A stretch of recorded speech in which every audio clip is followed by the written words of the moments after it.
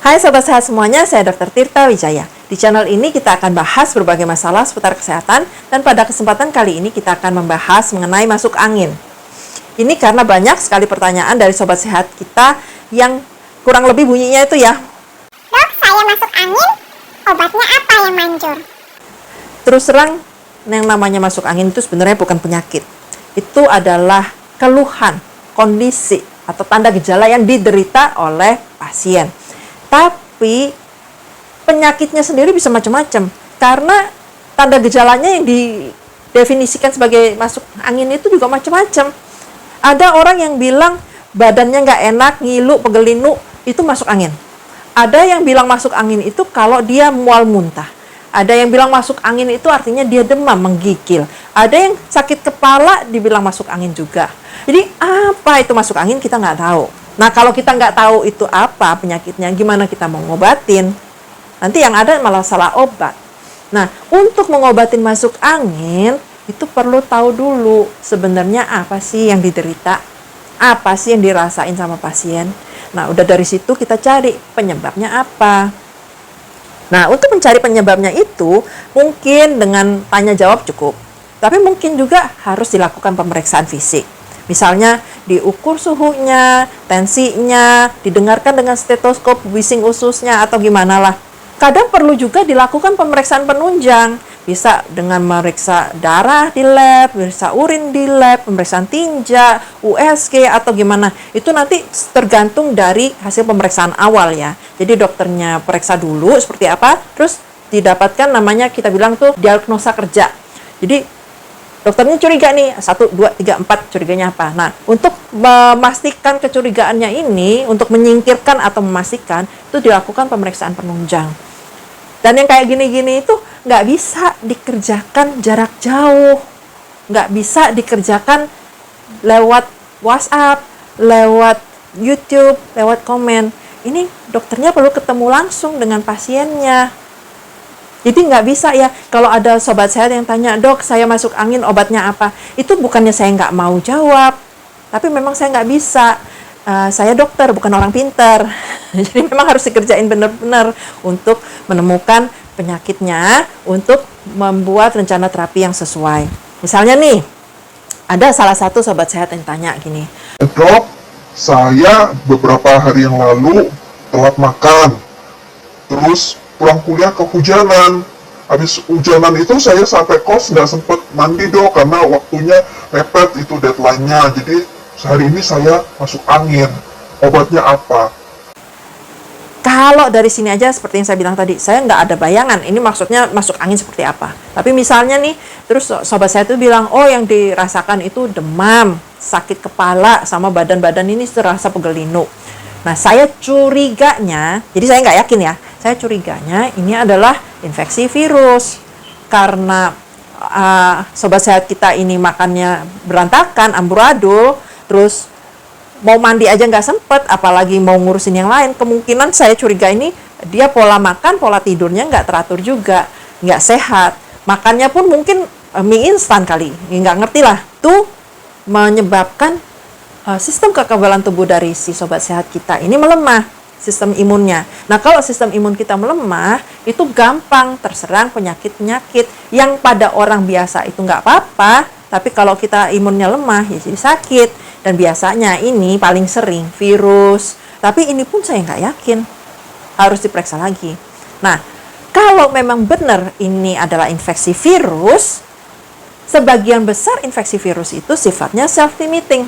Dapat sembuh sendiri tanpa terapi medis apapun pada orang yang memiliki sistem kekebalan tubuh yang baik, yang tidak immunocompromised, yang tidak mengalami imunosupresi. Dan ini nggak perlu obat. Biasanya kalau saya mendiagnosa untuk penyakit semacam ini, yang saya sarankan adalah cukupi kebutuhan nutrisinya dengan mengkonsumsi makanan yang sehat, bergizi seimbang, bervariasi dalam jumlah cukup. Artinya nggak kekurangan, tapi juga nggak kelebihan. Yang kedua, cukupi kebutuhan istirahatnya dengan tidur yang berkualitas baik, dengan jumlah yang sesuai dengan kebutuhan usianya. Jadi untuk anak-anak misalnya bayi itu memang kebutuhan tidurnya lebih banyak. Terus untuk yang usianya 6 sampai 13 tahun itu butuh tidurnya sekitar 9 sampai 12 jam seharian termasuk jam tidur siang. Terus kalau untuk anak usia 13 sampai 18 tahun remaja ya, itu butuh sekitar 8 sampai 10-11 jam sehari semalam lah. Biasanya kan umur segitu udah nggak tidur siang. Sedangkan untuk orang dewasa yang berusia lebih dari 18 tahun, kita butuh tidur itu 7 sampai 9 jam semalam. Yang berkualitas bagus ya, jadi bukan tidur ayam. Udah gitu, jauhin hal-hal yang melemahkan sistem kekebalan tubuh. Jauhin asam rokok, hindarin alkohol, ya pokoknya kayak gitulah.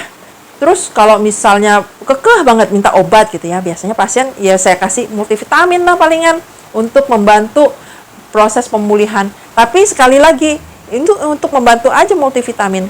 Kalau dia asupannya bagus, sebenarnya nggak butuh multivitamin, itu juga bisa didapat dari makanan sehari-hari. Terus kalau misalnya, oh dok, saya masuk angin, mual muntah. Nah, saya pikirannya lain lagi nih. Saya curiganya mungkin yang dialamin adalah infeksi saluran cerna. Bisa jadi karena, ya itulah makanannya berantakan, sistem imunnya lemah dia, terus makan yang kotor-kotor, atau mungkin nggak dicuci dulu tangannya, atau gimana lah, makan pinggir jalan, kena dia. Sama, kalau virus, ini sebenarnya self-limiting. Cuma, kalau dia infeksi saluran cernanya itu sampai mual muntah, yang kita takutkan itu adalah terjadi dehidrasi. Dehidrasi itu kalau yang tidak tertanganin dengan baik, bahkan bisa berakibat fatal, bisa meninggal. Untuk yang semacam ini, saya akan nilai dulu kondisinya. Apakah dia benar-benar nggak bisa makan lagi lewat mulut. Minum sedikit, muntah. Minumnya setengah gelas, muntahnya 2 gelas. Nah, kalau ini kan resiko dehidrasinya tinggi. Yang kasus semacam ini mungkin saya akan sarankan untuk dirawat inap. Supaya kebutuhan cairannya, kebutuhan nutrisinya masuknya lewat infus. Jadi nggak muntah. Tapi kalau misalnya muntahnya dia nggak terlalu berat, masih bisa makan minum, ya cukup di rumah aja. Paling dikasih obatnya berupa, bukan obat sih sebenarnya ya, berupa oralit. Itu untuk mengganti elektrolit tubuh yang hilang dari muntah-muntah itu. Terus ya paling dikasih tambahan tuh zinc untuk memperbaiki pemulihan saluran cernanya. Ya paling ya suplemen lah, vitamin. Tapi itu sekali lagi tergantung dari keparahannya ya. Misalnya masuk anginnya keluhannya berupa sakit kepala, ya mungkin saya kasih obat penghilang nyeri. Atau kalau memang masuk anginnya karena kurang tidur sakit kepalanya, ya suruh tidur aja lah, cukup. Nah, jadi nggak ada tuh ceritanya, dok saya masuk angin obatnya apa, bisa nggak minum tolak angin? Enggak lah, kalau udah masuk masa ditolak? Ya paling kalau masuk angin ya buang angin obatnya. Tapi nggak ya, nggak bener ya. Yang benar itu ya kita harus tahu dulu ini masuk anginnya seperti apa, penyebabnya apa, baru kita carikan solusinya, rencana terapinya disesuaikan dengan penyebab masuk anginnya. Dan biar gimana pun, tentu yang terbaik adalah pencegahan. Bagaimana mencegah masuk angin? Ya jalankan pola hidup yang baik, cukupin kebutuhan nutrisi, cukupin istirahatnya, hindarin hal-hal yang bisa melemahkan sistem kekebalan tubuh. Sistem kekebalan tubuh kita ini, kalau kita jaga baik-baik pun sebenarnya kerjaannya udah banyak. Karena banyak sekali di sekeliling kita, di kulit kita, di mana-mana itu kuman yang nggak kelihatan mata. Mereka itu kerja keras terus-menerus. Jangan ditambahin bebannya dengan hal-hal yang nggak perlu.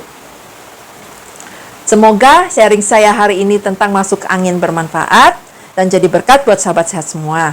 Kalau sobat sehat suka dengan info-info kesehatan semacam ini, bisa like video saya, subscribe di channel ini, lalu aktifkan notification-nya dengan menekan tombol lonceng, supaya kalau saya upload video baru, sobat sehat akan dapat pemberitahuan dari YouTube. Kalau sobat sehat ada pertanyaan seputar kesehatan, udah ketik aja langsung di komen, nanti kita akan bahas di video-video berikutnya. Tapi please ya, nanyanya yang umum-umum aja, jangan konsultasi. Karena yang namanya konsultasi itu harus orang per orang secara personal dengan dokternya, nggak bisa di media yang umum semacam ini. Ini adalah disclaimer saya. Sampai jumpa di video-video berikutnya. Salam sehat selalu.